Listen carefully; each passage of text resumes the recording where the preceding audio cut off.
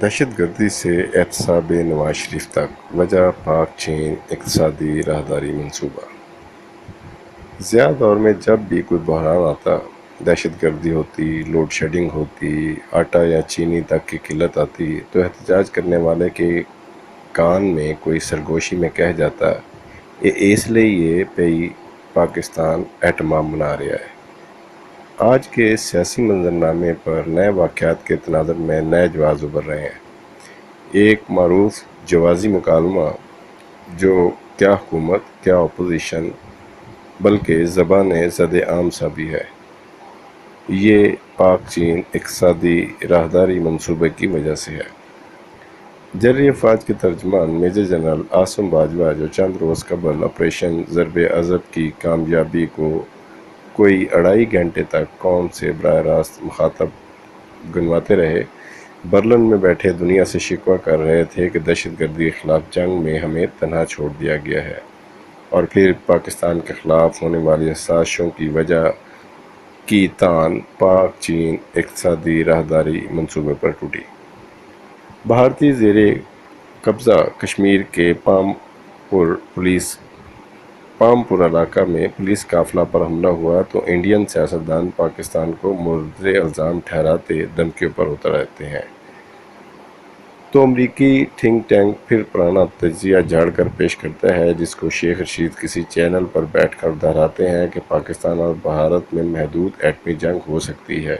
مگر اس بار وجہ کا تانا بانا گوادر اور پاک چین راہداری منصوبہ بتاتے ہیں۔ سرتاج جی سے لے کر چودھری نثار اور میجر جنرل عاصم باجوہ ترجمان پاک فوج تک، سب ریاست و سیاست کی بیرون و اندرون ملک میں خراب صورتحال کی وجہ پاک چین اقتصادی راہداری منصوبہ قرار دیتے ہیں۔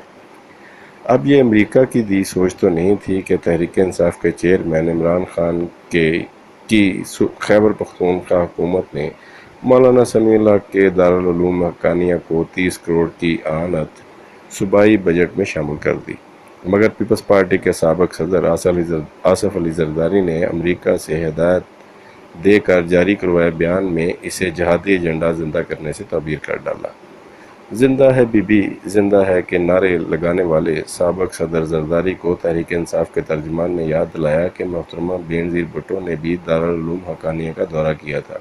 اور مالی معاونت فراہم کی تھی، تاہم تحریک انصاف نے اس مالی اعانت کو دہشت گردی کے خاتمے کے لیے مدد سے تعبیر کیا۔ اس کی وجہ پاک چین اقتصادی راہداری منصوبہ تو نہیں بتائی، مگر ملک میں دہشت گردی ختم کرنے کا جواز بہرحال یہی منصوبہ ضرب المثل ہے۔ نجی ٹی وی چینل کے مولا جٹ اپوزیشن رہنما شیخ رشید بھی آج کل نیوز چینل پر یہی بیٹ چلا رہے ہیں۔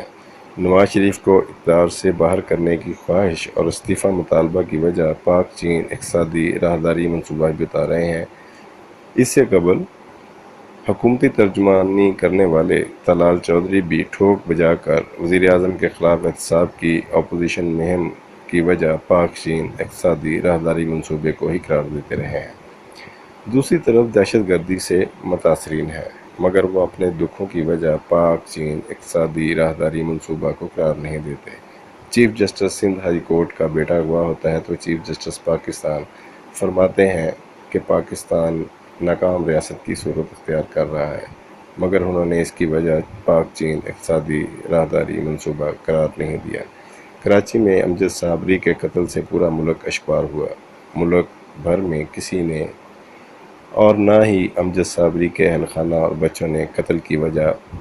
پاک چین اقتصادی راہداری منصوبے کو قرار دیا۔ البتہ اتنا ضرور ہوا کہ حکومت اور رینجر و جرری افواج اچانک متحرک ہو گئے۔ آرمی چیف کو ایک بار پھر دہشت گردوں کے ہمدرد، مالی مدد دینے والے اور سہولت کاروں کا نیٹ ورک توڑنے کا عزم دہرانا پڑا، جو نیشنل ایکشن پلان کا سیاسی رکاوٹوں یا مصلحتوں کے باعث ادھورا ایجنڈا ہے۔ اینکر زوردار انداز میں بتا رہے ہیں کہ دہشت گردوں کے ہمدرد، مالی مدد دینے والوں اور سہولت کاروں کا نیٹ ورک توڑنے میں رکاوٹ ڈالنے کے لیے پیپلز پارٹی امریکہ تک سرگرم ہو چکی ہے،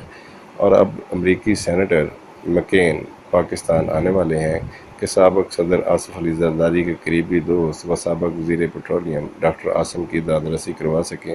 جن کا تعلق دہشت گردوں کو مالی معاونت فراہم کرنے سے بتایا جا رہا ہے، تو یقیناً اس کی وجہ